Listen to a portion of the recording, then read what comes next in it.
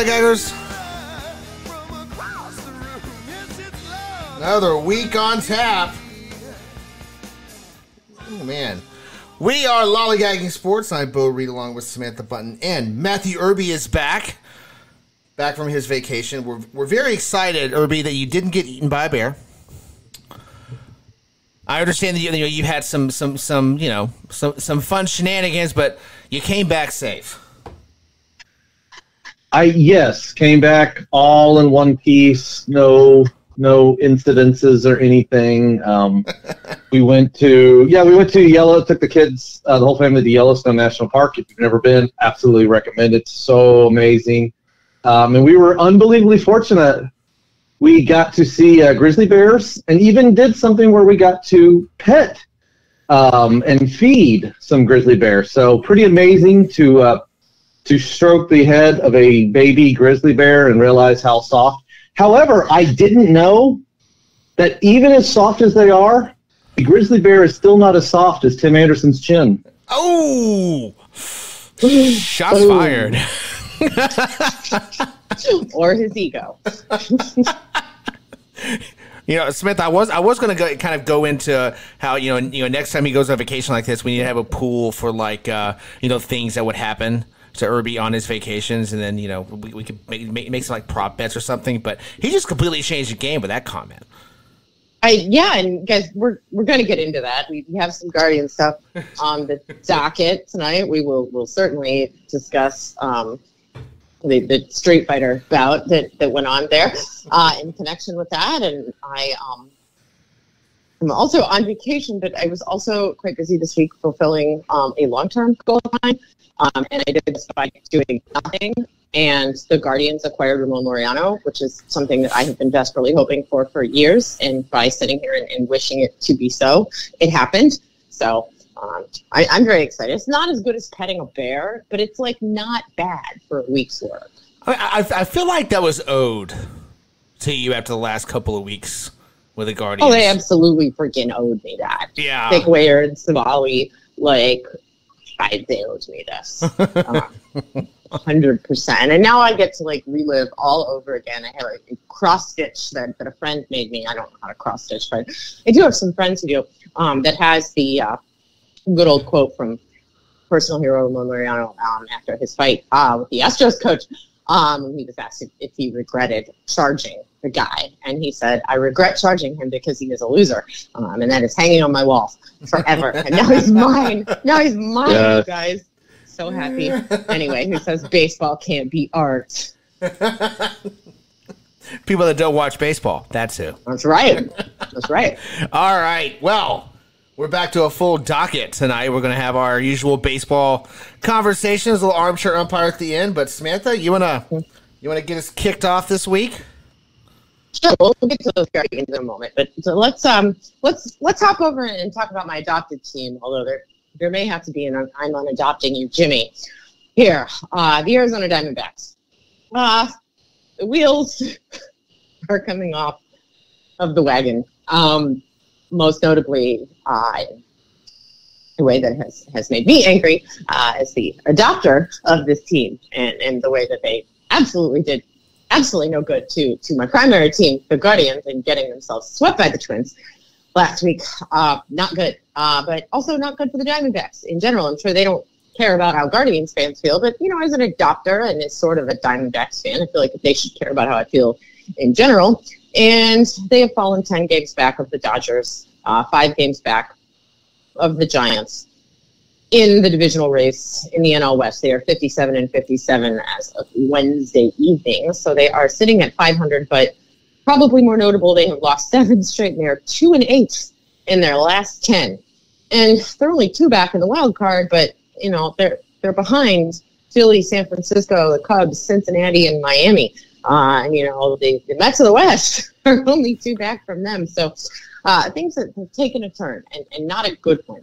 So, all right, guys, well, what are we really talking about here? I mean, to me, this is an example of a team that probably peaked too fast, too early, and that is going to continue to get better, and they're just not there yet. But it's a tough pill to swallow with one's adopted child. They appear to be something that perhaps they're not. And I thought because we got into the second half of the season, they were still hanging around, and I was like, okay, well maybe they're legit, but it sure seems to me that in the last week and a half they turned into a pumpkin, and it's really unfortunate because Arizona was one of those exciting surprise teams. I mean, we were heading towards a playoff picture that is completely bananas compared to what we all thought it would be, and they were a big chief actor in that movie. So for them to turn into a pumpkin going into the middle part of August, Irby, I don't know if they got the juice to pull out of this tailspin. Yeah, this one's bad. And it's because of the team there. I mean, so good things for Arizona is that this is not a closing window bad. Like, this is not, oh my gosh, it's time to set, it's all going to fall apart here. You're a young team. You got a taste. We're seeing a couple teams kind of going through this stuff where you got a taste, and now maybe it's not going to happen this season. And Arizona might be the next one. The good news is they've got 10 games coming up against the Padres and the Rockies. So, just what the doctor ordered. To pull yourself out of this. So, yeah, Arizona, boy, you're going to have to turn this around quick. And because Samantha, I think you said the adopted team, yeah, this is a little bit more painful. This is a fun group to watch, but this is not an Arizona team going anywhere anytime soon. So I hopefully this is one where you learn from this and you feel what it was like, and you realize, that this is the beauty and the pure agony of baseball. It is a marathon. It is an absolute marathon, and Arizona is a great half marathon runner who trained well, did well, and they showed up, and boy, they are in those, mile marker 20 here, and the body is just breaking down, and it's falling apart, and so hopefully you bounce back. Again, we're not doing any death codes or anything like that because you are just 2 games out of the wild card, and there's some teams up there ahead of you that have got their own issues. A few of those we'll get into here a little bit later as well. So it's not, this is not, boo, all falling apart. But this is, like you said, Bo, that tailspin, you gotta pull out of it. You gotta pull out of it now. Yeah, and Samantha, I just don't know if they have the ability to do it. And it's 7 straight. It's 2-8 in their last 10. I mean, that takes a special set to come out of that, and I just don't see it with this team. Yeah, I don't think they're there yet. They're headed in the right direction. The farm system's in really good shape. They were smart at the deadline, so I think they're going to be fine. But this probably isn't their year. But to move on to the next topic here, I kind of wanted to touch on something you said, Irby, there about being a great half marathon runner. Which leads me nicely into a conversation about the Cleveland Guardians, who were like the guy who was running a full marathon, and they were like 10 feet behind the lead runner, and the coach leapt onto the course and pulled them off of it and was like, "No, you're done. We'll try it again next year." So, look, there are intelligent arguments to be made both for trading and for not trading Aaron Savali. The Josh Bell trade is completely immaterial and is essentially a consequence of the Savali trade. And the Ahmed Rosario trade was obviously something that needed to happen. He was absolutely sort of labeled as a shortstop. He was a huge liability defensively. Things were already better there. And, for everybody who's complaining about how he's doing well now, well, it's because the Dodgers were smart enough to put him at second base, and they're also using him as part of a platoon, which is not what was happening with the Guardians. So there are good reasons to make those trades, even the one that really hurt and the one that kind of knocked the team for a loop. But there is a consequence to this, one of which is that it is very hard to swallow for a fan base and for the players on the team when you are a half a game back, and you're not going to win the World Series. Well, guess what? You're not going to win the World Series next year either. You know why I'm saying that? It's not because I don't believe the Guardians will be better. It's because 29 teams don't win a World Series every stinking year. And if that's your only goal, then this is not the sport for you. So I struggle with sort of that line of thinking, but I also get the fact that the team feels like the front office gave up on them, and you can give a lot of good reasons for why this was a good trade and why they needed to make it and why ultimately it will brighten their future and why what Savali was doing was unsustainable. But in the moment, it's crushing. And there's a camaraderie that exists amongst the players on this team that I have never seen before on a baseball team. I've never seen anything like this, the way that these guys love each other and back each other up, and it's been wonderful to watch, and it makes people like me, who I guess care less about winning every season, just so thrilled to watch this team, even if they're losing, because they are so lovable and so wonderful to see, and they're competitive enough. But there's a downside to that, which is that when you trade away somebody who is very meaningfully part of that group, and, you know, I don't think Josh Bell, I don't think this applies to him, and Rosario, I think, you know, the team kind of understood it, and they understood to make it better, but Savali was a different animal, and, you know, Josh Naylor, who's sort of your emotional leader on the team, was extremely close to Aaron Savali, and, you know, he and his wife were very close to Josh Naylor and his fiance. You know, they spent their vacations together, and these guys get attached to each other, and it's a wonderful thing when they're all on the same team, but it also has a pretty negative consequence when something like this happens, that the team just kind of folds up on itself and kind of can't get it together. And, you know, I've also never seen, to be fair to the front office, two dudes flying down to Houston when the team was going to be back in town 18 hours later anyway to go and address their clubhouse. So, you know, good on them. Usually front offices are like, I don't care what you think, you're an employee. So that's all wonderful. But the consequences of it have been rough, and they kind of got a little bit of a spark there when the Battle Royale happened, but which was wonderful for everybody's motivation and everybody's rooting interest. And, you know, you got, you know, Jose Ramirez already beloved across baseball, is now the guy that, you know, not just Guardians fans, but everybody wants to build a statue of, because nobody loves Tim Anderson, including apparently his own teammates who didn't even bother to come to his defense in all of this hilarious stuff. Wonderfully entertaining, kind of gave Guardians fans and Guardians players who were having a rough time a break. But ultimately, it probably doesn't change your fate. And you're 4.5 games back as of Wednesday night, which I got to tell you feels a lot better than the 5.5 from the night before. And to me, you guys know me, I'm obnoxious and will never admit defeat until I'm mathematically eliminated. And it results in, well, let's see, last week somebody sent me a DM asking me if I was stupid because I still believed in the Guardians. So love Twitter. Such a nice, so many nice people on Twitter. Yeah. But, you know, that's not how I roll. It's not how I watch baseball. So, you know, 4.5 to me, like, if you do the math, you got 6 games head to head against Minnesota. As long as you stand at 6, you got a chance. But, you know, it looks a lot different than it did just a couple of weeks ago before those trades were made. So I'm curious from you guys, sort of as an outsider's perspective, when you look at a team that has this sort of unique composition like this, you know, what does that do to them? You know, how do you guys think about that? Well, I mean, I've never actually seen a team react this way before either. Yeah. So, kind of piggybacking what you were saying. I've never seen this either. So I was a little taken aback by how hard, just as a clubhouse, they took the Savali trade. I was really taken aback by that. But I don't know, Irby. You know what this kind of feels like to me? It's kind of like when you have one of those, you know, not in baseball, because baseball's not fast paced for this, but like, you know, a basketball game, like a high profile basketball game or high profile even football game, where you have to weather the emotions of the first quarter.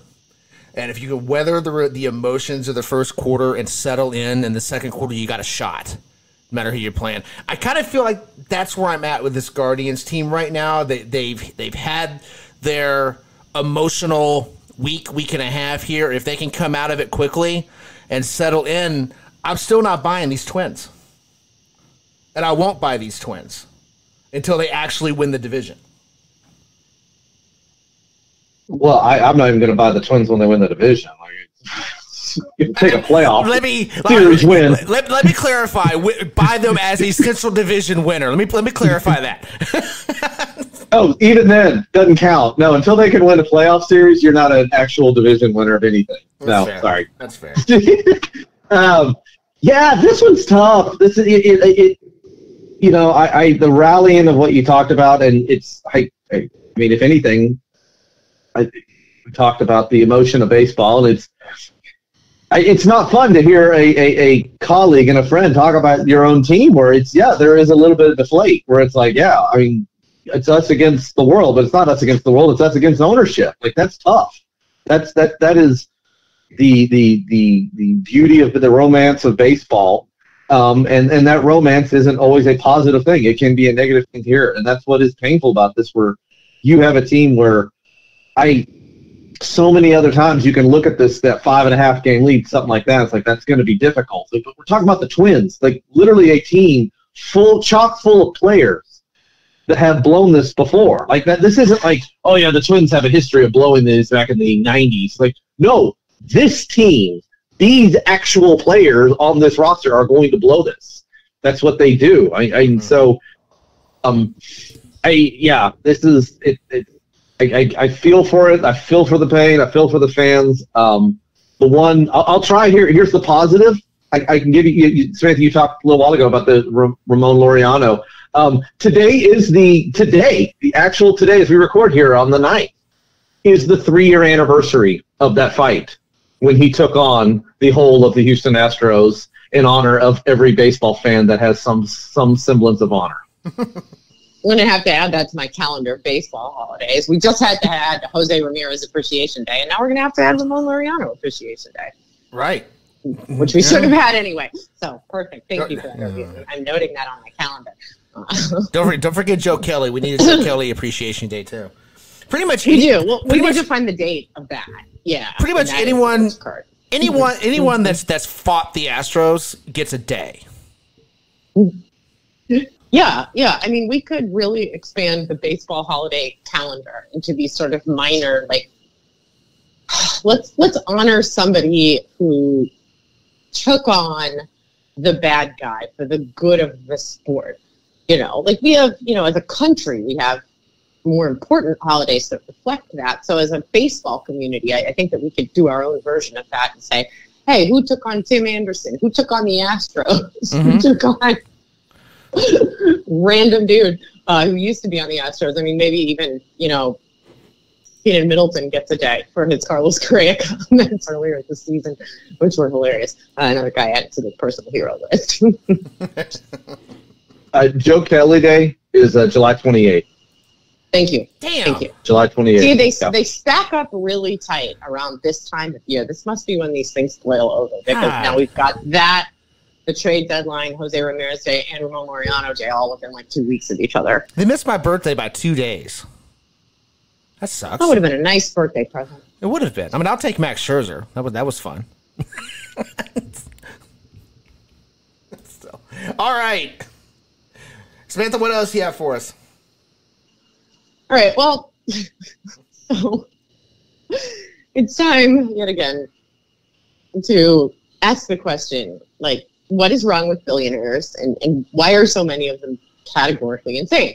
And this time around, we'll speak of the Angelos family, who suspended a broadcaster this week. Initially, they indefinitely suspended him. Now we're told he's coming back on Friday, probably because the blowback is very bad. For Kevin Brown, who is wonderful at his job, just a phenomenally good local announcer, works for the Orioles TV crew, was suspended for reading a graphic correctly that contained correct information that detailed the difficulty that the Orioles had in the recent past with winning games at the Trop. And the whole point of this was to highlight the fact that they were doing so much better now. Apparently, the Angelos baby, I'm not sure which one, 2 Nepo babies, 1 Nepo baby, one or the other of them, unclear which one's in charge. There seems to be some dispute between 2 of them about that as well. Took offense to this and said, I don't want you saying that my team was ever bad ever, even though you did a very deliberate hard tank, which worked, by the way. So this is something you should be proud of, because you're a better team now, and decided, I don't like this guy talking. I can't even say talking. What did he do? He didn't even do anything. He read the graphic. What else was he supposed to do? I mean, we have all these people who are kind of hearing this story who are not particularly dedicated baseball fans who are watching it and saying, I don't get it, was the wrong clip attached. Like they just assume that this guy actually did something really bad, because typically when this happens to announcers, it's because they've used a slur, or they've cursed on the air or whatever. And so people are like, did the person who put the tweet out attach the wrong clip? Or Matthew Irby here, who never actually misses anything, but didn't see this one just because he was on vacation, looked at it, and you just said when we were talking before the show started, Irby, that you were like, I don't get it, because without any context, how could you get it? If you just see this and say this guy was suspended, you're looking at this going, what am I missing?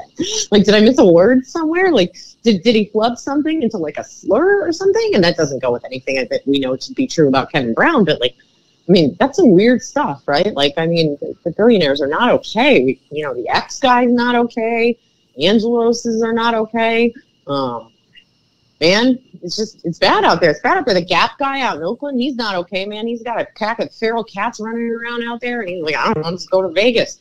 So, I don't know. But the billionaires are not okay, you guys. They're really not. It's, you know, I mean, it's just absurd, right? Because I think you just put it out there perfectly. He read a graphic. Yeah. It's not even responsible for the content of what he was saying. He was reading it off the screen. He read a graphic, and the graphic made the Angelos family look cheap. Well, you are cheap. If the shoe fits, wear it. Okay? Yeah. So, that's neither here nor there. You talk about speaking truth to power. This is talking truth to stupid. All right? That's what this was. Yeah. Okay, because he goes out there, he does his job. And he gets suspended for basically a week. It's a week suspension. They're trying to play semantics. Well, he wasn't suspended. It was a leave of. No, it wasn't. You suspended it for a week. Stop it. Right. So, but beyond all that, as ridiculous and absurd as this is, you've got the best record in the American League, and you're going to distract your clubhouse with this garbage.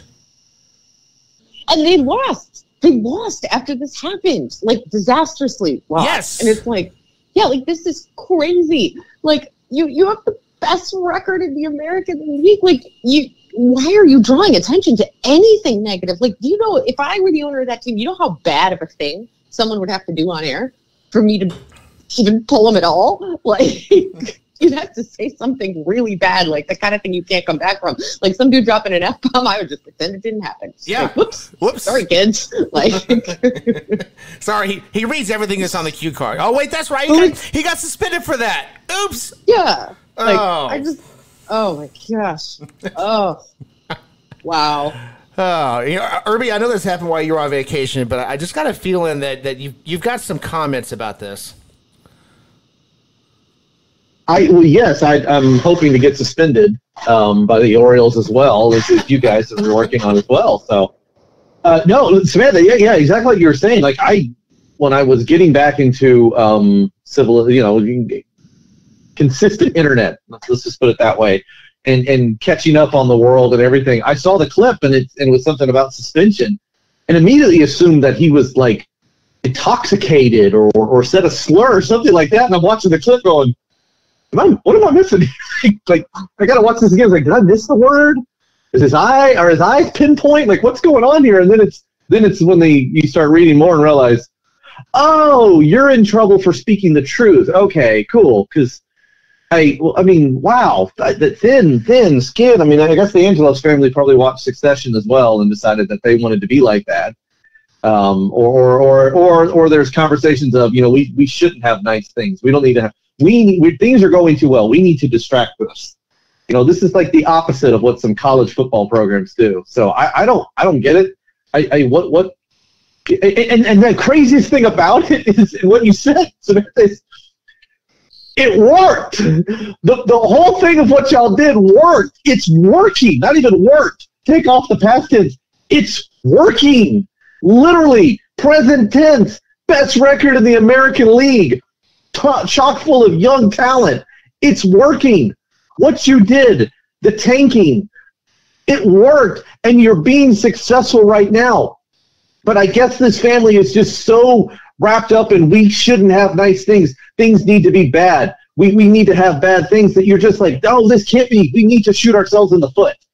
And we got to do something dumb here. Because I don't get, like, who cares? I mean, man, I live in Dallas. Like, this is an area where, I know this is going to drive you crazy. Jerry Jones drives you absolutely nuts. Yeah. There are so many problems with it. But you know what? Jerry, for all his faults, has some really thick skin. And he will let the local media just rip him apart. Yeah. And he will stand there and take it, and he will have the conversation. Mm-hmm. And I'm sorry I turned from, like, joking into serious. Like, this is embarrassing. absolutely embarrassing. Like, I mean, this is, I change your diaper. Like, this is toddler bad. Toddler bad. Like, what do you care? What do you, like, you're winning. Like, if this was the Mets, sure, let's throw more kerosene, more lighter fluid on the fire. But there's not even a fire. You're starting your own fire. Like, like, what are you doing? You're winning. Oh, Baltimore. You know, it's when I saw Kevin Brown trending on Twitter, Samantha, I was like, okay, what did he put his hand through another wall? Why is he trending? Oh, announcer. That's the weirdest part of this. Like, when this guy first came on the scene, I thought it was Kevin Brown, the pitcher, and you're like looking at the guy and you're going, that guy doesn't look anything like he's like 20 years younger. Like, who is this person? And then you start watching the guy, you're like, oh, like, he's actually pretty good. But then, you have to ask the question, like, is he much more like the other Kevin Brown? Like, did he put his fist through something on the air? Like, did he put his fist through a child on the air? Because that might be suspension worthy. But, like, I don't really jive with everything I've heard about this guy. But, like, okay, like, but yeah, I mean, the self-sabotage here, as you were saying, Irby, is like unreal. It's like, things are going great for me. How can I just F them up? Like one of those characters in these like over dramatic like teenage soap shows that I can't stand, where there's always some boy who's so tortured and all the girls love him. It's just baffling to me. I don't understand the like anti-hero complex. Who basically has a great life and like things are going really well for him, and he just can't stop like self-sabotaging and making his own life worse. And he's like, I don't know what's right. It's Dylan McKay. I don't know. I need to get a drinking problem because I'm 45 and I'm pretending to be in high school. Like, it's just, oh my gosh. Like, like nothing was wrong here. Let's make sure something is wrong, because this is an unnatural state for us as the Orioles. We don't know how to function in a successful environment, so let's come in and screw it up. Oh, God. Irby, anything you want to add to this before we move on? Nope, just utter confusion. Oh, man. Just so you two know, I'm very wary of repeating anything that you guys send me on the air. If it comes to me in a graphic, I'm gonna be a little wary about that. More about sabotage. Yeah. At this point, like, it's, he's not even the guy that comes up with the graphic. Like, that's the best part. Like, he's not sitting there coming up with this graphic. Well, and this introduces a whole new mode of sabotage, which is something I wish I had thought of when I was like one of the behind the scenes people and working with a person who was talent, who was a problem. It's like, if I could have known that, I could have just picked out whatever the owner of the company was sensitive about and then written a script so that dude would have to read it on air and inevitably get fired. Like, actually, that's a really great strategy. I wish I had known about this or had this example to work from when I was like, needing to get someone fired. Can you imagine the person that put that together, like did that graphic? They were sitting there going, "Am I getting fired too?" Oh yeah. Oh yeah. Like, how awkward is it going to be when he's back on the 11th? I mean, what is even the first thing you say when you get back in the booth? Like, here's a graphic. Read it for yourself, folks. I'm not touching it. Kevin, we got this graphic for you. You read it. Yeah, I ain't read it. Oh, boy. All right, Irby, you're up. Take us into the middle innings. The middle innings, yeah, all right. Well, so fun one, player that we've talked about many a times here, and it's fun. Coming back from injury, but Bryce Harper, not somebody we really talk about a lot this year, but Bryce is waking up. Bryce is, it was a rough June for Bryce. Is a nice, I think, way to say it, and in July was, definitely getting back to his old ways, but This is great leadership. This is a huge part of their lineup. I don't want to say that the Phillies go as Bryce goes, because there are plenty of other players, but this is an emotional part of that lineup. And Bryce Harper's been hot lately, and the Phillies getting just as hot. Definitely not going to catch the Braves hot, but they are presenting themselves as a legit playoff team. While the Marlins are struggling and the Mets, this season getting worse, the Phillies are, this is grabbing a wild card by the horns and taking care of it, and Bryce Harper's been a good part of it. Some of the bad that has led to it's tough, with Bryce. Like, this is a down year, okay? And I don't mean that in a terrible, but it is. Like, the way the season is going is a down year for Bryce, And a down year for Bryce Harper. He's still bad. He's still got an on-base percentage of 381, and his OPS is over 800. Only 7 home runs. He's already this is a down year for him. So Harper is seeing, and this started last year. The breaking balls, has never been Bryce's. And Bryce is a great fastball hitter, and teams are starting to throw that breaking that movement pitch a lot more, and he's struggling a little bit of it, but not as late. And I love it. I was never. It was so interesting when I going back, flashback 12 years, 10 years.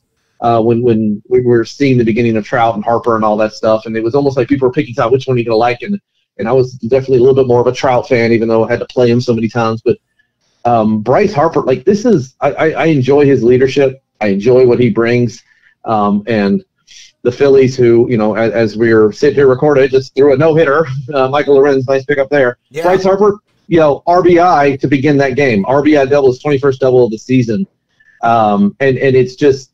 That is this line. I talked about the talent between Turner and Real Muto, Castellanos, and even Baum as well. Like, so much talent on that roster, but this team goes as Bryce Harper goes, and this is starting to become a Phillies team. Though they will not win the East, I don't want to play them in the postseason. No. In fact, there's a few of these rotations, Samantha, that I would want to face come division series, come wild card, even the wild card players. But let's talk about Bryce Harper then, Samantha, because I wonder how much of this we can attribute to the Tommy John, because we don't get a lot of position players that have that. And he got back so quick. We talked about that earlier this year when he came back. He came back so fast. We see this with pitchers where it still takes some time, even after they're back and they're playing. It still takes some time for them to get back to their old form. Are we seeing that with Bryce Harper here? That it's been a couple months now. Now he's back to old form, very similar to a pitcher, which is interesting to me because it's obviously a different style of playing the game between a pitcher and a hitter. But it's I wonder if it's the same thing. Yeah, I think that's part of it, and I think it's sort of like the nuance of it that everybody kind of has to understand is that, like, if you're Bryce Harper or if you're the person making decisions about Bryce Harper, you're still bringing him back early, even though he's not 100%, because like 60% of Bryce Harper is better than most people out on a baseball field. A down year for him looks a lot like an up year for a lot of guys. So, I think. Look, I think you make a great point about the Tommy John thing. I think you're absolutely right about that, and Irby certainly, I think, articulated this from sort of a baseball perspective plenty well enough. So I'm just going to take this moment to kind of be a fan. And, you mentioned a couple of years ago, are you a Trout guy or are you a Harper guy? And I have always been a Harper guy.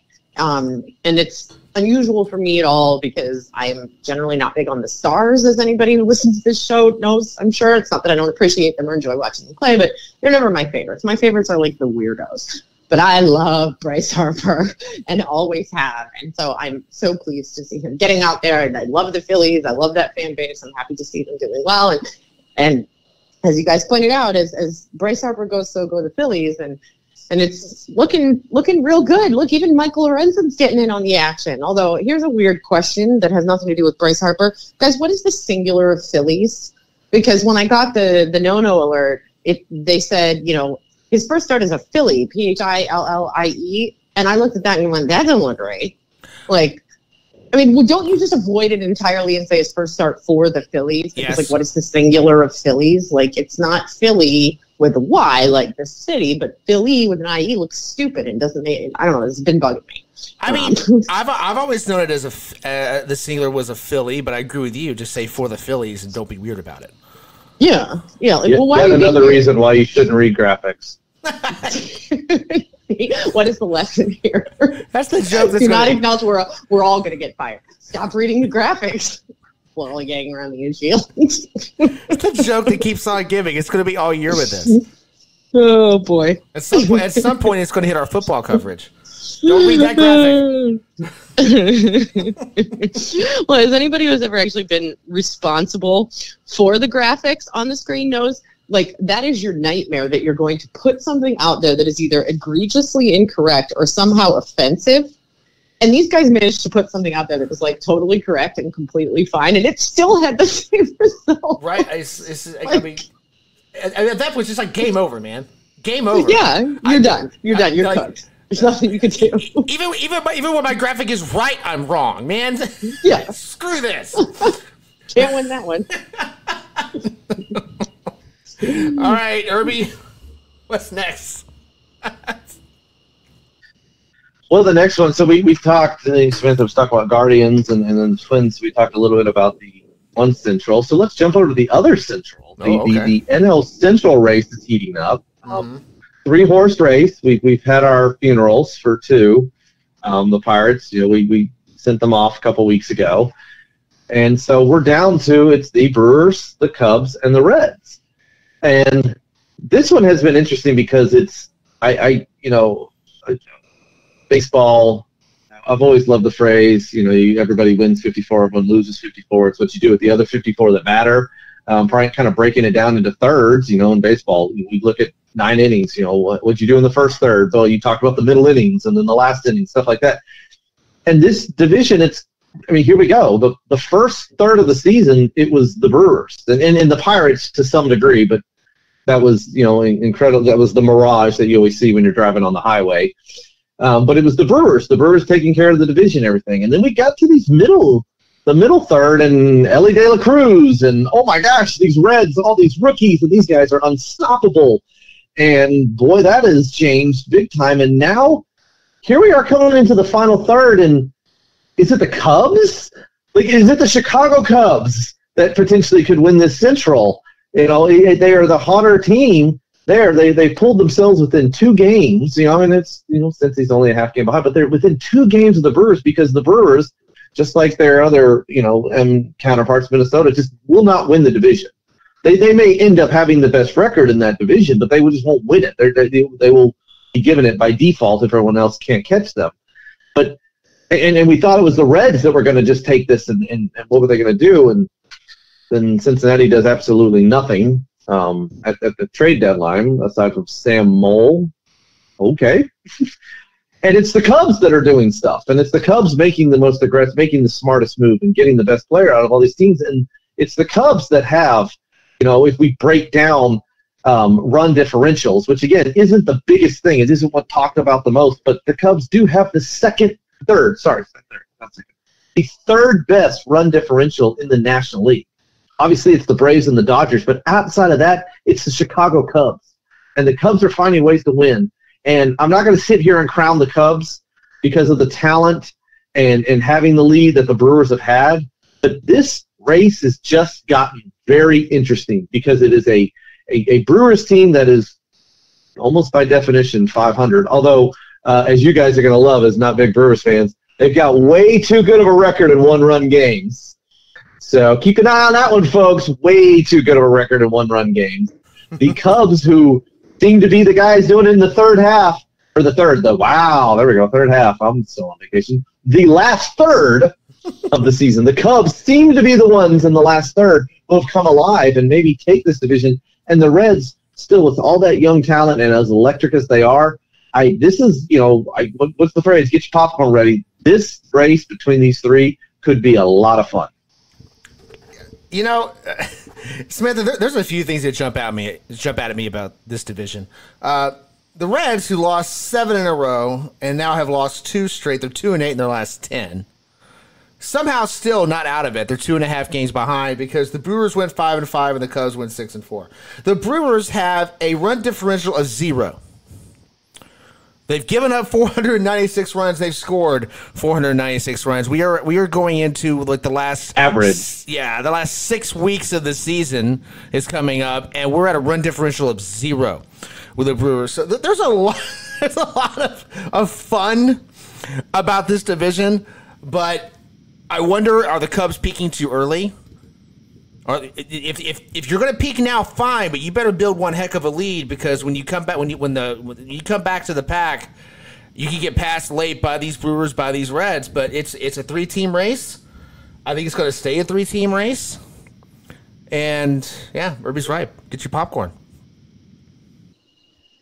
I mean, one thing that jumps out to me about the Cubs is that run differential right now is a little bit deceptive, because so much of it came from those 2 games against the Reds where they scored like 20 and 15 runs or something like that, respectively. So that really changed the run differential there in a way in the span of 2 games that I think we need to be a bit careful of.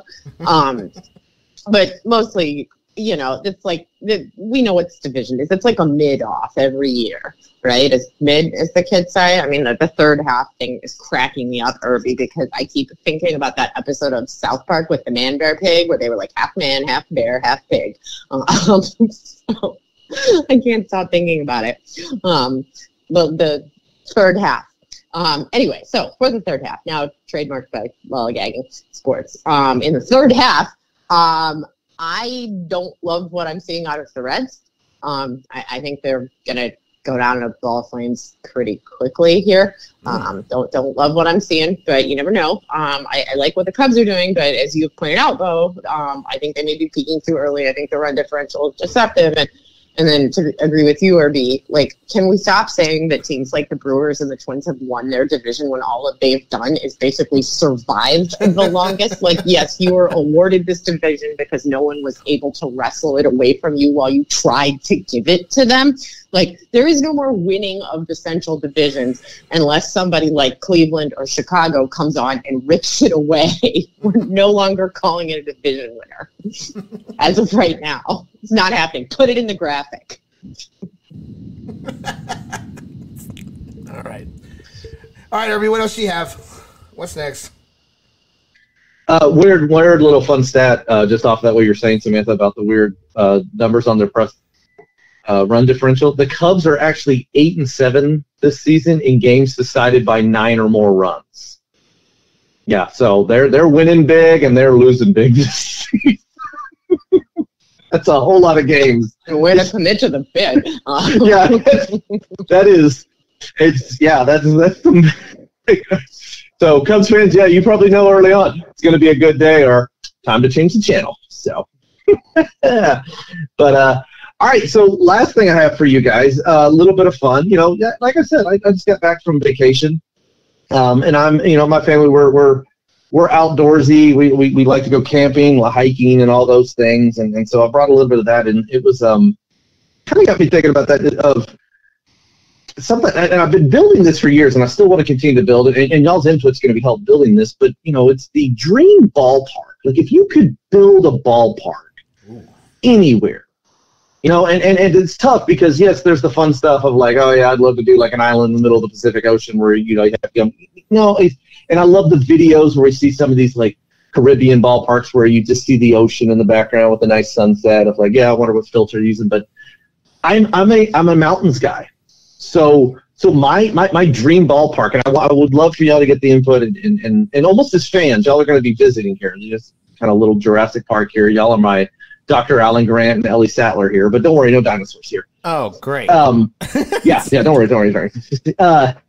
So envision this, and everybody here, I want y'all to hopefully I can paint this picture well, real quickly, envisioning. But my ballpark that I would love to do is on an elevated mesa or plateau, which is essentially a flattened area amongst the mountains. And in here we would have mountains on all 3 sides, and this potentially would be, you know, out in the wilderness, obviously, maybe next to a national park, something like that. Continue to bring folks out that would get to see these wonders as well, and also, but the parking lot here, you know, there's very few driving up there. The parking lot's actually down low at the base of the mountain, so the stadium is only accessible by an aerial tram or gondolas that would go back and forth. Sure, we would have shuttle buses as well, just because they would be necessary. And probably have to have a couple helipads. You know, somebody gets hurt, we got to get them out really quick. You know, but also because of that, because of, you know, the outdoorsman, I would actually have a section where if you hike the mountain, you get to go to this section for free. So if you do this hike up to the stadium, up to the stadium in the mountains, you get to go to the game for free, and you got this one little section of those those crazies, and I can call them crazies because I am one of them. But would love to have like a natural, we remember the waterfall in Kansas City that we always got, or the water structure and the Angels have. No. We have a natural waterfall here, a real life waterfall that would be visible from the stadium. But one of my favorite features that I would love to add would be the home run stuff. One of the home run sections, and this is left or right field, totally up for a conversation how we want to do it, would actually be adjacent to a cliff. And the reason for that is I've always hated this thing that MLB's done for so long, like where they call a home run, it's like where it first hits something. Okay, great. Well, this home run's gone over the ball, but you hit it out of the stadium, and it's gone down a 500-foot cliff. Okay, so quickly that obviously would get changed, but still, you know how much fun it would be to have cameras all over the place filming this ball as it's traveling 500-600 feet down a mountain and bouncing down. It would be hilarious. You'd love watching. The players would get a kick out of it. You would hear stories of people hiking and, oh, yeah, we found the ball and stuff like that. But that is the idea of this elevated way up in the mountains, almost secluded. Yes, I know it would kill attendance, but still, we're going to work hard to get everybody shuttled up there. And it would just be a wonderful environment for baseball. So curious y'all's thoughts on that. I mean, I'm game. I'm not going to hike. So I'll just pay my own way. I'll pay more. How much would it cost me to use, like, because the helipads can also be used to, bring people in, so, they can have a nice little fun ride to the ballpark. What would that cost me? Well, the helicopter ride's still going to be expensive, and I know that's how you make your money. Is you got to have the people that feel that exclusive getting up there. Well, but sure. I will say there can be definitely some restaurants up there that've got a view, the scenic view. There you go. But also the other side is the view of the field, so you can kind of see the game and also view a sunset going over some mountains. What about luxury suites? What would that be like? I am wide open here. I am wide open to luxury suites because I know that's what you're going to need to do. You got to have that level of elite and feel like you're what am I, and who knows? Maybe we even build in some skiing around there so the stadium can be used in the off season as well. Well, I think it would be much more fun with dinosaurs, but I'm neither here nor there. Samantha, what about you? What are your thoughts here on Irby's stadium idea? I mean, I've got one of my own, so. I do too. Oh, good. Okay. I think we should all concur that any stadium would be better with dinosaurs. I mean, it would be worse in a lot of ways, but it would also be better. But look, I mean, I would absolutely come to this because I think it's really creative and because it's your stadium, so I would come to it for that reason. But I think for my perspective, sort of on what I would do and sort of how I react to something like this is that, like me and Irby, like we have a lot in common and our families have a lot in common. But one thing that we do not have in common is, as you said, we're like outdoorsy people. And my family is the opposite of that. Like we are outdoorsy in the sense that like we like the beach and the ocean. We don't mountain, we don't hike, we don't wilderness. These are not things that appeal to me in the slightest. I mean, I will come to your ballpark anyway because you're my friend and I think it would look super cool. But this is not my family's idea of a good time. We are beach and surfing / historical monument people. And you can put a ballpark on the beach, but as you pointed out, there's lots of ballparks that have a beach view, and I think we've kind of done that to death, and I don't think that's terribly original. But playing one inside a monument, I think, would be super interesting. I was trying to think of, what's big enough to host a baseball game that would, and we're going to throw out the idea that these things would obviously be like badly damaged in a way that we would never be okay with. But, this is my fantasy park, so I'm just going to pretend we have some kind of force field around these things to protect them. And I was thinking, St. Peter's Square would be an amazing place to have a baseball game. I mean, you could have an obelisk as a foul pole, like just absolutely incredible. I mean, like bullpen, like I don't know, like do you just stick them in the Trevi Fountain? Like that's not obviously in St. Peter's Square, but like you could kind of move around Rome a little bit there and pull in a few things there that I think would be really interesting. But the visuals of using St. Peter's Square, so beautiful, designed by Michelangelo, obviously. Really, really interesting place. Probably has enough space, and since I'm not worried about preservation because we're just going to pretend that we can magic that away, I'm mostly looking for someplace where it meets the technical specs, right? And my first thought was Hagia Sophia, in Turkey. But unfortunately, as big and soaring and impressive as that mosque is, I don't think you could fit a baseball game inside of it. I bet you could fit one in St. Peter's Square. So that's my best idea, other than just like, can we just set up a ball field next to Hogwarts? Because that would be cool too. Like, I mean, we could spend a lot of time talking about magical baseball, or I just sacrificed 6 hours of our lives in the future planning that out. Sorry about that. But yeah, I'm going Monument Ball, man. We're gonna play with the Renaissance greats. Okay, because I have one question and a comment for you, Samantha. The comment is, I'm really happy that I never got into Harry Potter more than ever now, because I'm not gonna be looped into that long discussion about magic and baseball. I'm just not gonna be a part of that, and I'm very happy about that.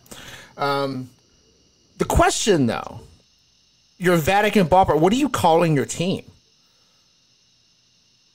I mean, I can't call them the Pope Smokes, can I? It's your fantasy. The Vatican Pope Smokes. I'm thinking maybe Vatican Rosaries.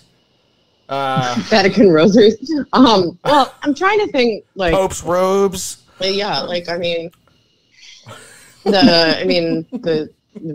you could even go, like, you could, attribute this to people more responsible for it, like the Julius II Pope Smokes. There you go. See, now you're talking. The Medici Pope Smokes.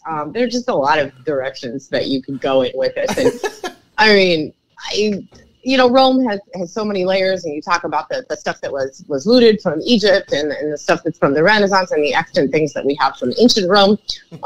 There's just so many ways you could go with this. I mean, hell, you could just pick an emperor from nearby. Like, you could be like the Caligulan Pope Smokes if you just want to make sure you catch all the eras, of Rome, and then knock that thing off an obelisk. Man, you got a foul ball or whatever.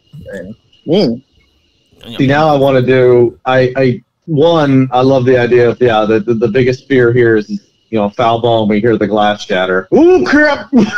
Whoops. Yeah.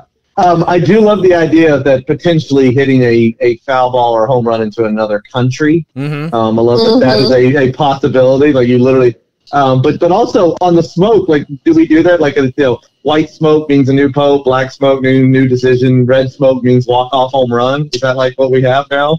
Well, we don't need robot umps. That's the ump now. You just wait for the smoke to come up. Like, that's now how we determine balls and strikes. One of the few places where you could hit a home run into another country. Just absolutely amazing. I'm thinking about the concessions. You could have pious pies. Pious pies. John Paul Coney's.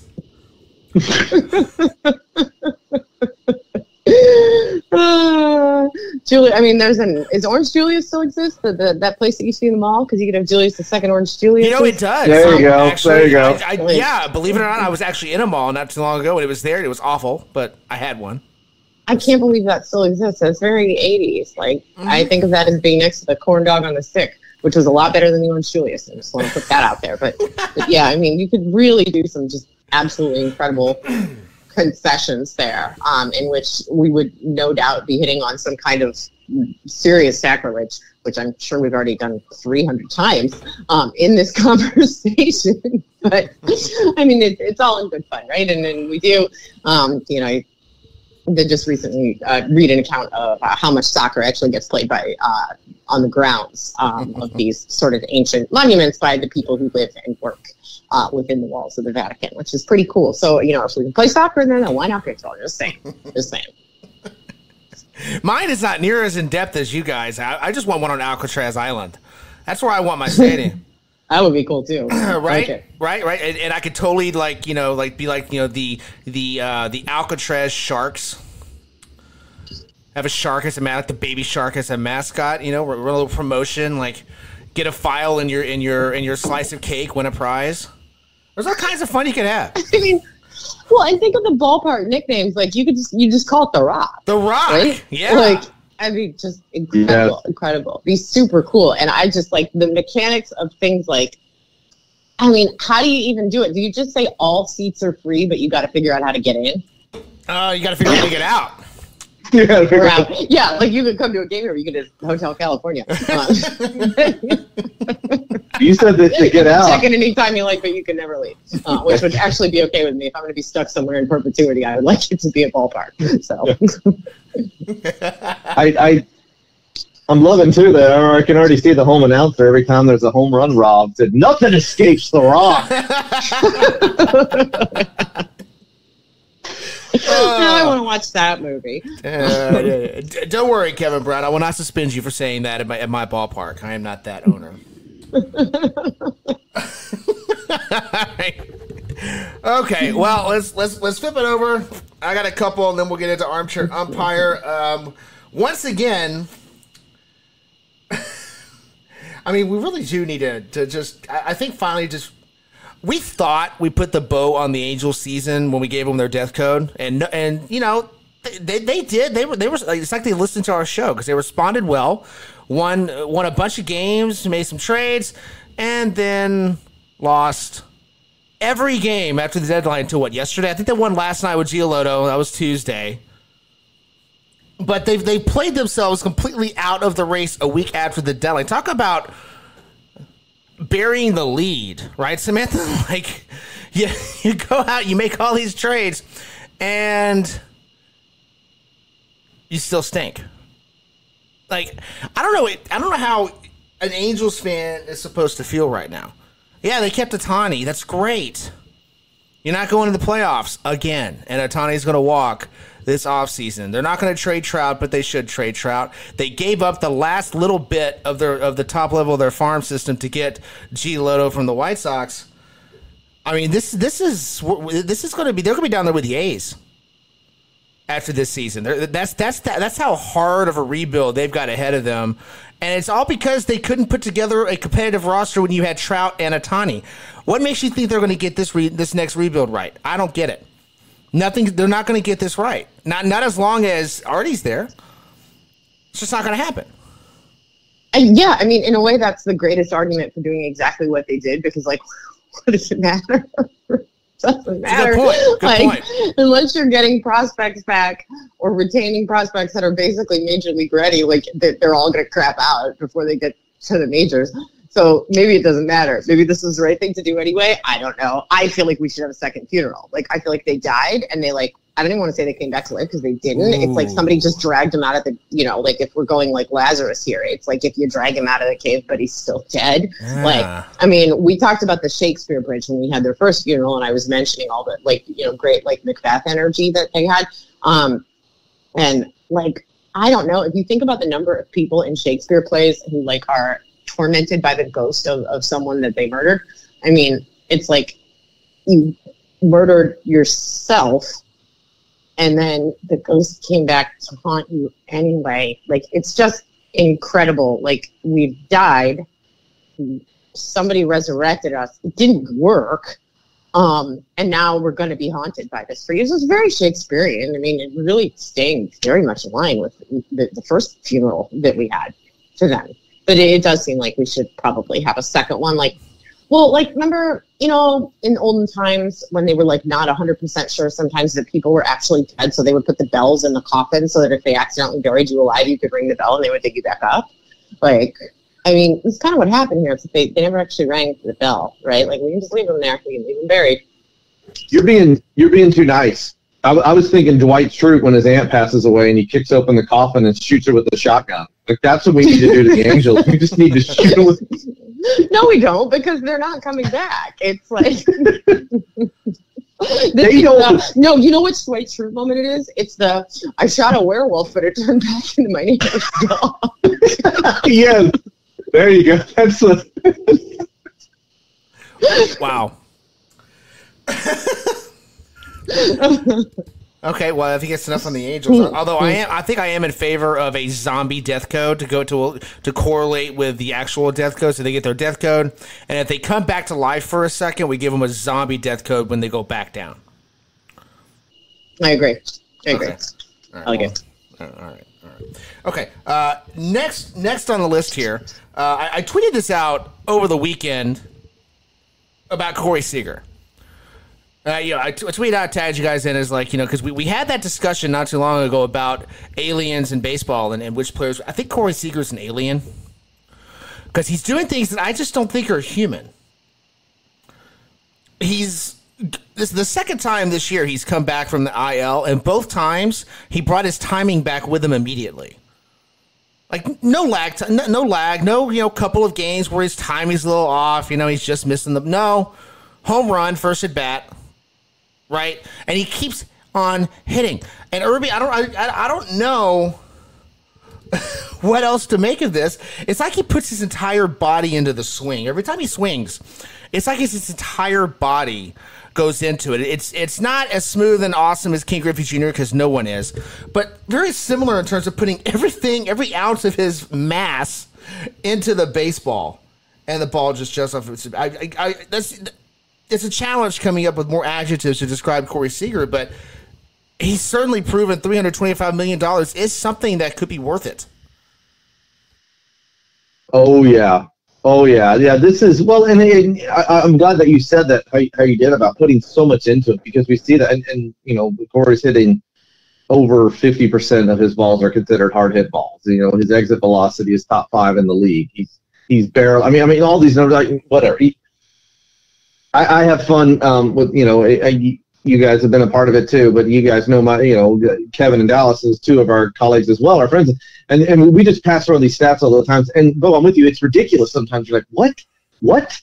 And it's been fun to watch. But the point that you made there, I love that, because Corey Seager puts so much into it that we see this from a lot of baseball players that put their whole body, their whole effort into a swing. And when it's good, or I shouldn't even say it's good, when it's great, when it's working perfectly, it's Corey Seager. Because yes, he strike out? Yeah, sure. But not at a high clip. Uh-huh. When it's bad, it's Joey Gallo. Like, yeah, Joey Gallo puts everything into his swing, but boy, when you're striking out 50% of the time, you're not doing anybody any good. Mm-hmm. Corey Seager's not striking out a lot. Now, does he? Sure, everybody does. It's part of the game now, but it's a wonderful, and it's something I'd heard from some friends who are Dodgers fans and watch it happening now.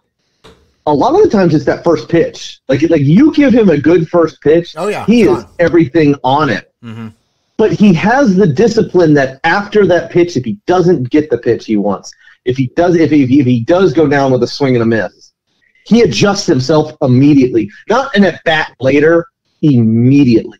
And that's the big thing right there. That's where the success comes. And that's why he's having the season that he has, is because within an at bat, he changes the mindset, he changes the approach. Yeah. And I mean, we're seeing the numbers. The numbers are ridiculous. What's funny is that he still hasn't qualified, and I'm using those stupid air quotes right now. He hasn't qualified with enough at bats to be showing up on any stat ratings, everything. But he's about to. He's a few plate appearances away, and once he does, all of a sudden people are going to be, "Whoa, where did this come from?" No, he's been doing that. He's just been on the IL a couple times, and yeah, when Corey gets hot, man, this is, like you said, Bo, it's money well spent. It's very Samantha. I obviously we knew he was a good hitter coming over. I didn't know he was this good. Like, you watch him play every day. It's different than when you don't watch him obviously play every day, but you watch him play every day. You see it differently, and I didn't know he was this good of a hitter when he was with the Dodgers. It's just a different level than I was expecting. Yeah, I freaking love this guy. I probably saw more of him than you guys did prior to Texas's acquisition of him, because I was watching a lot of Dodgers games, and now you guys are seeing more of him, and it's like, I love this guy. I love the way he plays. I love the skills that he has, and I kind of want to talk about this issue of putting your whole body into the swing, and the sort of having the discipline and sort of the strategic understanding of when it's appropriate to do that and when it's not. And he is one of the best examples out there. This is just like the anti-Joey Gallo here. That, I don't know if you guys experience this, like playing Little League ball. I think it's kind of one of those things that gets filtered out when you get older because it's a terrible strategy. But they love to tell you things in Little League, like always wait for your first strike, like, because basically they're counting on the fact that like everybody's an incompetent pitcher when they're like 9 and they want the free pass, but like nobody wants to play baseball that way. right? And also, like, you're giving one away for free to anybody who's even reasonably accurate. Why would you do this? If you're going to waste a strike, the correct way to waste a strike is to swing with everything you got at the first hittable pitch that you get. And yeah, you know what? You're going to whiff. Like, okay, like that happens. But if you connect, sure, there's going to be a few that are going to be, you know, you're going to pop out and bummer. But like, I love the idea that if you're going to burn a strike, instead of just standing there and waiting for the walk that's unlikely to come, especially at the professional level, most of the pitchers are not that bad. Some of them are that bad. But most of the pitchers are not that bad. And I love the sort of positive aggression of it, too, to come out of the gate and say, look, I'm going to try to mash on the first hittable pitch that gets sent to me. And then after that, I'm going to sit back and I'm going to take a different approach. And I love guys who can adjust within an at-bat, and that is one of the many things I love about Corey Seager. So I think it's awesome. So excited he's on the Rangers. I can root for him with you guys. Yeah, you know, it's one of those guys, like, you just watch me like, man, I just love watching this guy hit. I feel like I've said that to I've said that to my dad a few times this season. Like, I just love to watch him hit. Like, even his strikeouts are entertaining. Like, I just love watching him hit. So definitely one of those guys that's worth every penny. Okay, so speaking of money, we're gonna have some fun here. So I've got to look here. The Mets, you know, because of their big trade off at the deadline, they had to adjust their promotional schedule, you know, because they traded all these guys away. I actually had the list right here for September. Some of this is going to carry over into next year, but I've got the new promotions. We're going to start small. You know, this one can happen at any moment. You get a free chalupa every time there's a major league debut from the Mets. So that can happen often with some of these guys, especially in September with these cup of coffees coming in and out. You get a free seat upgrade for fans who could list the current 26-man roster. Now, that's the current as of that game. So if you say the one from yesterday and you got yesterday's roster, you don't get your free seat upgrade. You're still stuck up there in the nosebleeds drinking $9 beer. This one's kind of fun. This is the bobblehead trade-in. All right, so if you've got a bobblehead of one of these guys that just got dealt off, okay, no longer on the roster, you can bring that back in for a certificate for a prospect bobblehead to be named later. We don't know who our prospects are going to be, so we can't say, you know, definitively that's going to be your bobblehead.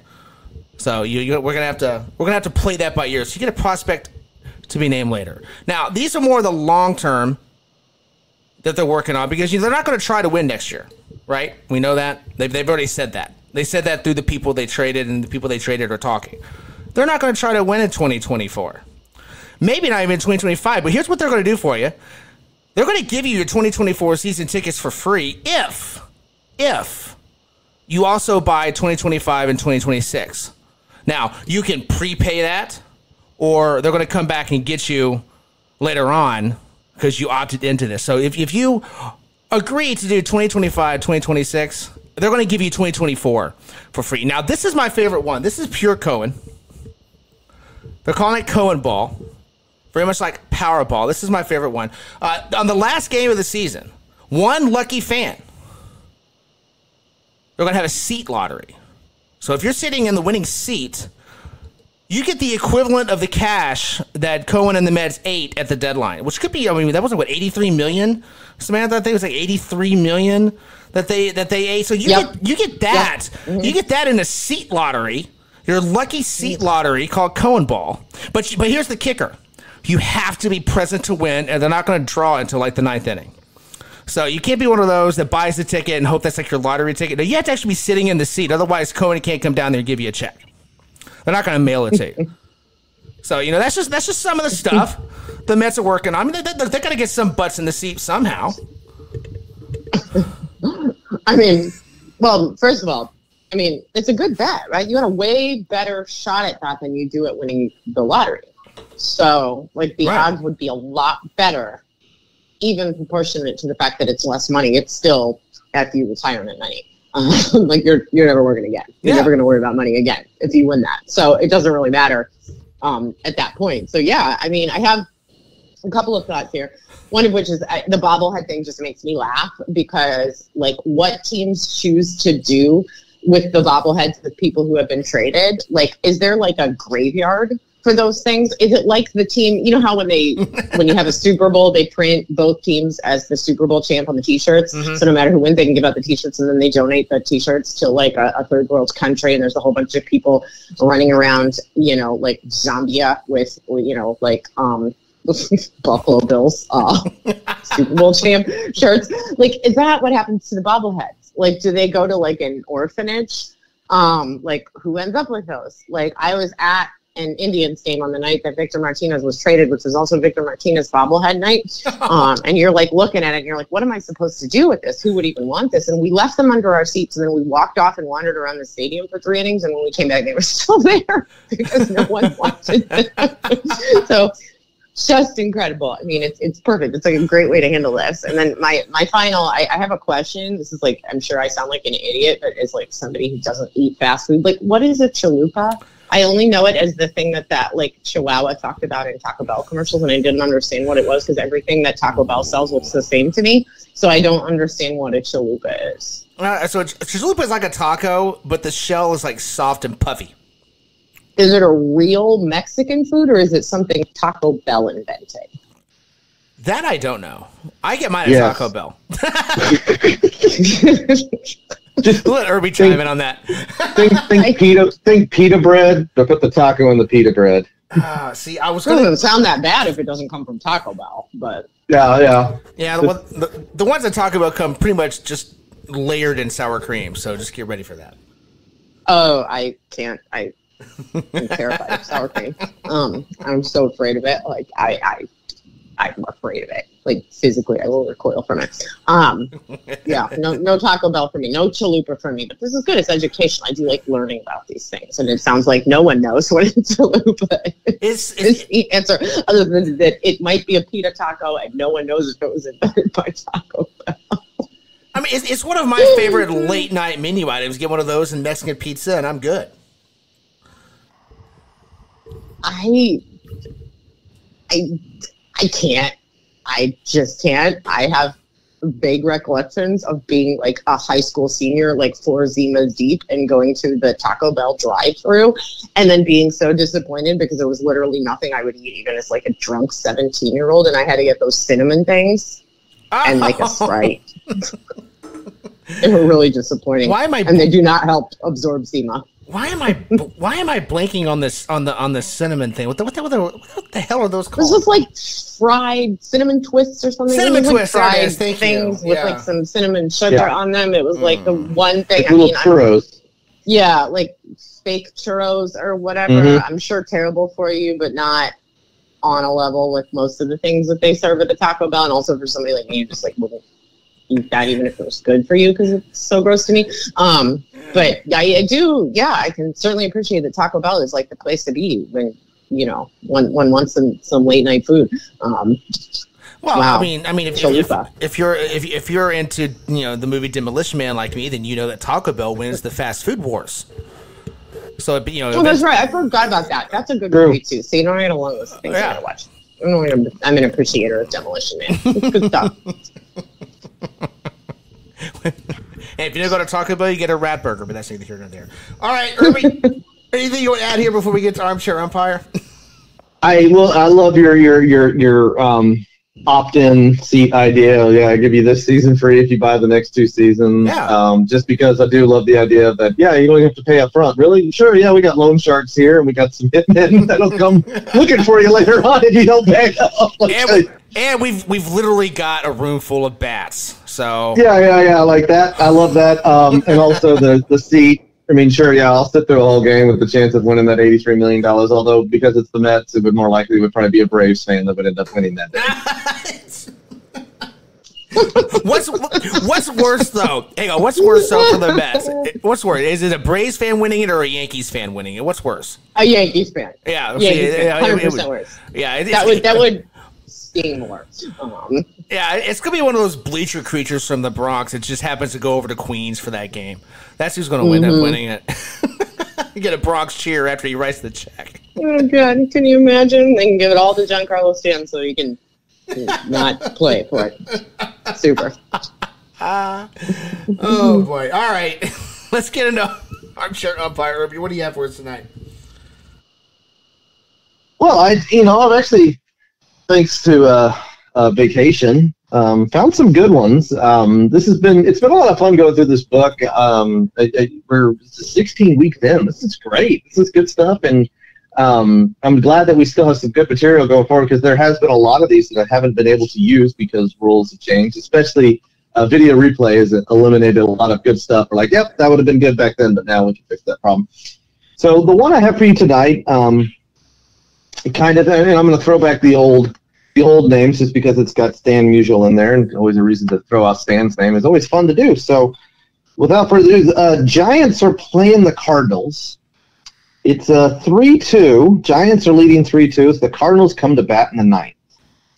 With 2 men out and the bases loaded, Gene Oliver tops a slow roller towards Ed Broussard at shortstop.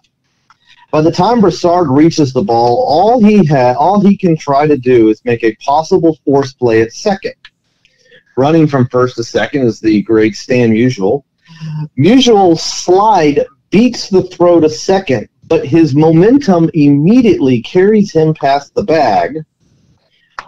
While doing that, the shortstop or the second baseman makes the tag on Stan Musial. But meanwhile, at that same time, right before, so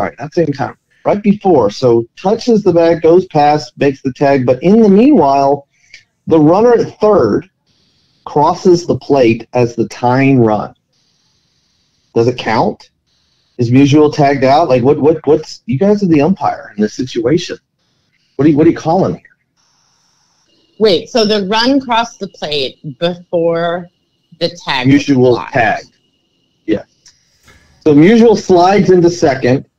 He reaches second base, touches second base, but immediately, without being touched, without any contact of anyone, after touching, his momentum carries him off the bag on his own accord, and then he is tagged. But before the tag is applied, the run scores. Okay, so we're playing under the current rules, right? Correct. Where we're saying, like, we're not taking into consideration replay on. There's none of this business of. I was so afraid because of what happened in the Guardians game the night before the fight that you were going to give us one about somebody getting pushed off the bag, and I was like, well, maybe this will trigger me, but I know the answer. Right. You know how that one goes. Like, guess what? It doesn't really matter. It's just a weird loophole in the rules that they it's a runner's screw block. You over. It's a runner's block. Okay, so all right, so Bo, this feels obvious, which makes me suspicious. Are you in the same place as me? Because absolutely. I feel like, well, of course the run scores because it crossed the plate before the tag. But that makes me very suspicious because that seems extremely obvious. So what else are we taking into consideration here that might change us? Okay, so let's say runner's coming home from third, and there's a force out at first. Like, all he does is throw the hitter out. That run doesn't count. Are we making? Are we going to do the same thing because this is technically a fielder's choice, right? It's a fielder's choice out. He was not ruled safe at first, right? Or it'd be like he wasn't ruled safe, and then went off the bag. Like he just overslid the bag and was tagged out. Correct. Yeah, he's going in trying to beat out the force out at second base. All right, but his momentum as touching second immediately takes him off. So he's out on a fielder's choice, which for me is the same as being as if he had chosen to throw to first and threw the guy out at first. If the run so if the run it's still technically a force play, right? Like that. Maybe that's the only thing. Yeah. Yeah. So it's still a fielder's choice. He's still out. Well. Yeah, but is it a force play though? Because it wasn't a step on the bag; it was a tag. Does that change it from a force out to a non-force out? Did the fielder step on the bag, Irby, or did he just tag the runner? He's stepping on the bag, so he's on the bag. On the bag. Yeah. Okay, so that's a force out then. Right. Okay, so it's a force out. Then if it's the same as a force out at first, then the runner crossing the plate doesn't matter. Well, right, because it doesn't matter if you beat it there. Well, yeah, okay, because think about if the runner was coming home and the runner crossed the plate before the out at first, the run doesn't count. Right? Yeah. Because it's a forced play. Mm-hmm. So the only way it would count is if the runner had taken off and he was stealing home. So, okay. So then I think you're right, Ben. I think this is a force out. Right. So it doesn't really matter if it was before or after. Because we would make a different decision if, let's say, for example, first base had been open and this runner was the batter who had passed first and chosen to come to second, then we say that run scores. Right, because it's not a force out at that point. Right. I think, I think you're right. I think that's what it is. Yeah. Final answer? Final answer. All right, Irby, that's our final answer. So I just want to make sure I'm on the same and I explain this right. So you guys are saying the runner, the fielder, the second baseman is standing on the base as the shortstop pitches him. The runner gets to the bag first, slides, touches second, goes off the bag. The second baseman still standing, then catches the ball on the base. Mm-hmm. And even if he's standing on there, it's an out because that's a force out. Right. And then the runner doesn't score because it's even though it was before, it still doesn't count because it was a force out at second. Right. Okay. Cool. All right. Just want to make sure I got everything right. This is a difficult one because it happens so boom, boom, and it's a weird play. But unfortunately, you guys are not correct. Oh, boo. The runner, when doing this, and this applies to second and third, and not first base, but second and third. The moment the runner, in this situation, Stan Musial, touches the base, whether he goes beyond it, whether he stays or anything, the moment he touches second, he is no longer a force out, even though his own momentum carried him past. Really? At that point. Oh, I see. Because now you've got to tag him. Okay. Because now you have to tag. He has established himself on the base. We should have known that.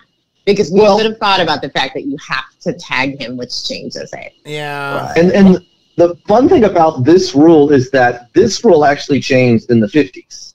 Before the 1950s, that run, you guys would have been correct. That still would have been considered a force out because his own momentum carried him past the base. Right. Again, this is only for second and third. Obviously, home, it doesn't count or anything. And first, it has to do with what we've done in the past, which direction he turns. But this this is in the rules of the OA 10. This is 10.08C is where this comes into. Oh, yeah, you got to love it, too. And 10.0C.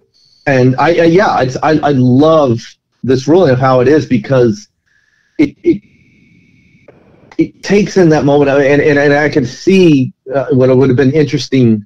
It's one of those love to have been a fly on the wall if that discussion was happening if where a player was, it's like, well, no, we need to award because I can see both sides of it. Of you're punishing before the 50s where the runner went past. It's like, well, no, he's going too fast. Like you did not establish yourself on the base.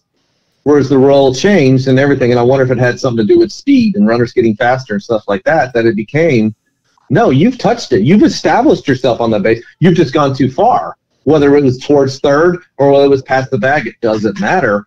The force out, that's the beautiful thing, is the force out has ended because he has touched and established himself at second. Because you think about this on a fly ball, had this been a fly ball and he touches, he would have to retouch that base to go back to first. So by touching it, he has established, yep, I'm here. Whoop, I went too far. Tag, you're out, but the run scored. So in this situation, the game is tied heading to extra. See, I like this rule because I like the fact that you are, in a way, being rewarded for reaching the bag first on a force play, and that once you've overslid, it's on you to correct it before the other guy does. But that technically, you beat it there, right? So all of the things that should apply, should you beat the throw there, then serve to potentially help you if you are able to make it back, or even if you're not, as long as your runner can get home first. Like, I like that. I think that's a good way to handle it. I wish we thought of it and think, well, I wish it had happened at first base because we would have known how to handle that one, because that one, as we know, is about whether you've made the turn. Mm-hmm. But Anyway, I hate that we didn't think of that because it really, again, like we always talk about, the baseball logic, it's always there. Yeah. You can always find it. And I love that this takes the nuance into account of not essentially double punishing someone when they did, in fact, beat the throw on a force. Love it. Good job, baseball. Yeah, one quick thing. I did mess up real quick. I said 10.08C. Sorry, that was not 10.07C. Just wanted to correct that. 10.07C is the rule. Sorry about that. One angry person on Twitter who memorized it. Is it right? For you. It's not 8. I know. It was 7. I wouldn't be able to sleep tonight if I had not corrected that. But this is good. This is a good example of baseball understanding what to do. Now we need them to come back and fix the whole thing about how you will be rewarded for pushing a dude off the bag, because when they made the replay rules, they did not take into account that somebody could decide to push you off the bag and then call for a review. Yes. Am I still mad that this happened to me a week ago? Clearly, yes, I am. Like, let's talk to the people who made this rule about that and fix this. See, we too, as a modern baseball society, can apply logic, things that happen at second base. Be more like these guys, and less like whoever didn't see the unforeseen circumstances that would occur from the replay rule at second. Come on. Good job, Murray. That was a good one. I don't like that we didn't get it right, but it was a good one. It was good. All right. Well, that's going to do it for us. We're out of here. Don't forget we're on YouTube. Unless you're listening to us on YouTube now, then go ahead and subscribe while you're there. But wherever you get your podcasts, hit that like button, smash the subscribe button, help us out with that algorithm. Get some more lollygaggers in here for some armchair umpire. But until next week, watch some baseball. It's good for you.